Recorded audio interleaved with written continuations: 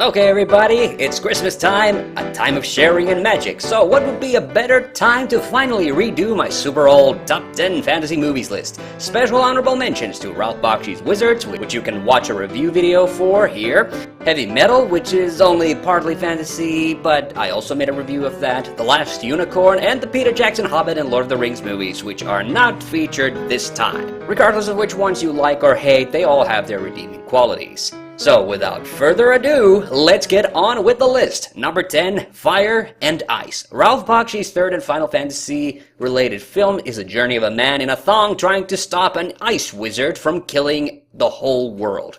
So yeah, Fire and Ice is a very typical swords and sorcery style film, and as such, maybe not the most original or inventive. However, it is regardless a gorgeously animated film and a fun movie. Some of the entertainment factor may be because of the unintentional hilarity, but the film really is easily the best looking which Bakshi committed to film. Why do the living disturb the sleep of the dead? Number 9, Spirited Away. This was the movie which introduced me to Hayao Miyazaki. And while it may not be my absolute favorite, I agonized over whether Laputa really counted as a fantasy film, so much that in the end I decided to just drop it. Basically, Spirited Away is the story of a girl named Chihiro, whose parents are accidentally turned into pigs, and who has to work at a spirit world bathhouse while trying to figure out how they can be turned back to normal. It's full of the same beautiful animation you see in lots of Miyazaki films, but I honestly think Chihiro might be the single best and most relatable protagonist from any of his films. And yes, that includes Patsu and Shita from Laputa.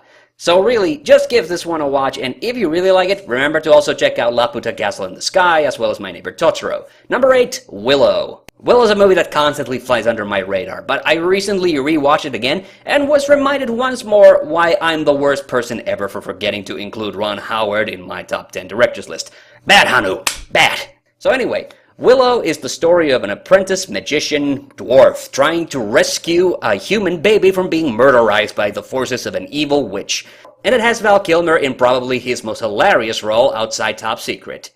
This film has it all. Little people, littler people, a witch's duel, and that Lucasfilm's magic. I love it. Number 7, Time Bandits. Yes, another film about dwarves. There's another one I've wanted to get around to reviewing forever. A group of 6 time-traveling dwarves accidentally take a boy called Kevin along with them on a journey through time because they're on the lam from God. Yes, G-O-D. This film has hilarious cameos from various Monty Python actors, a really twisted but fun sense of humor, courtesy of director Terry Gilliam, another director I probably should have considered for my top 10 directors list, and one of the best movie villains ever. Evil, played by David motherfucking Warner. Now, Benson, I shall have to turn you into a dog for a while. Thank you, Master. Stay, Benson. Guard the man. This and pretty much all of Gilliam's films are absolute must-sees, so go see them. Number 6, Lord of the Rings. Yes, it's time somebody gave Bakshi's hopelessly ambitious animation art project the due credit it deserves. Is The Lord of the Rings a bit goofy, psychedelic, and even a little rushed in places? Yes, absolutely, but it's such a fun movie, I just get goosebumps from it, and I think the characters just look magnificent. Just look at Boromir's awesome Viking hat. And yeah, okay, the Balrog scene looks terrible. But I think Gandalf is excellent, the orcs are hilarious, and for the scale and budget Bakshi had to pull this off, I think he managed to sneak in several narrative devices and several cool things much more effortlessly than even Jackson. Yes, the Jackson films are more coherent and actually have an ending. 4 endings if you want to count them all, but Bakshi's film is still a magnificent piece of cinema. Where is the ring, Gandalf? Why do the Black Riders search for it in the Shire? Would you rather see the Dark Lord have it? Or Number 5, Masters of the Universe. Every frickin' body who subscribed to me knows that I love He-Man, and every frickin' body should know this movie is a childhood favorite of mine. It has the second best Skeletor ever. Find them! Trace them!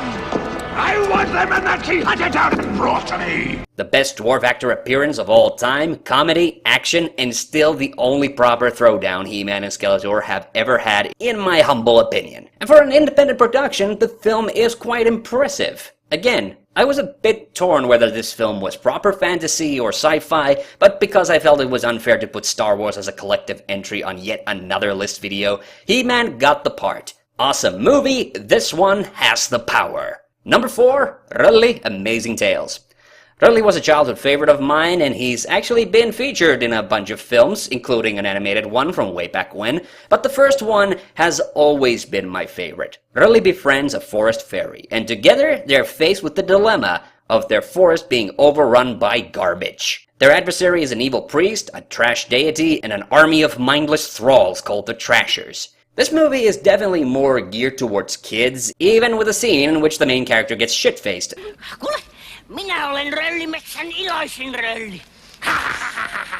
But the settings, characters, and the music, composed by the film's star, Alan Tuppurainen, just make this into an excellently enjoyable film. Number 3, The Secret of Nim. Again, this is sort of walking the line, but the movie is about self-conscious rodents, so I think it counts. This film is dark, dramatic, and moving. It's easily and hands down my favorite film from Don Bluth, and it doesn't hold back.